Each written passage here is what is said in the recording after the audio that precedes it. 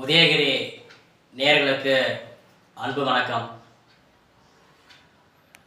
இன்று ஞாயிற்றுக்கிழமை 16/8/2026.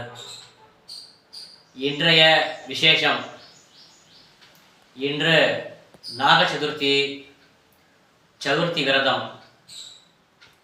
இன்றைய பஞ்சாங்கம் ஸ்ரீ பராபவ வருடம் தட்சிணாயனம் கிரீஷ்ம ருது ஆடி மாதம் 31ஆம் தேதி வளர்பிறை திதி சதுர்த்தி திதி இரவு 8:10 வரை. சிரார்த்த திதி சதுர்த்தி. நட்சத்திரம் உத்தரம். இன்று காலை 7:04 வரை உத்தரம் நட்சத்திரம். அதன் பின்னர் ஹஸ்தம். நாள் முழுவதும் அமிர்த யோகம். இன்று சமநோக்கு நாள்.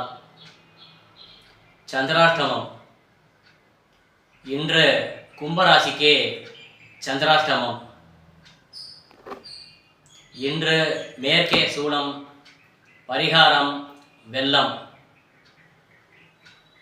ஆடு மாடு போன்ற கால்நடைகள் வாகனங்கள் வாங்குவதற்கு இன்று உகந்த தினம். ராகு காலம் மாலை 4:30 முதல் 6 வரை. யமகண்டம் மதியம் 12 முதல் 1:30 வரை. குளிகை மாலை 3 முதல் 4:30 வரை. இன்றைய சுப ஹோரைகள் காலை 7 முதல் 10 வரை. காலை 11 முதல் 12 வரை. மதியம் 2 முதல் மாலை 5 வரை. மாலை 6 முதல் 7 வரை.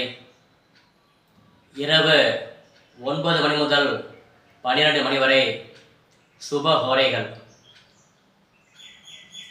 ஒரு நேயரின் கேள்வி: பெண்கள் துளசியை பறிக்கலாமா? எப்பொழுது பறிக்க வேண்டும்? அதாவது செவ்வாய் மற்றும் வெள்ளிக்கிழமைகளில் துளசியை பறிக்கக்கூடாது.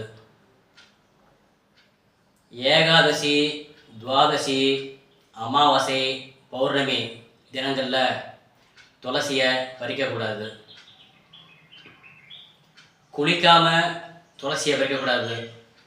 ஸ்நானம் பண்ணிட்டு தான் துளசியை பறிக்கணும்.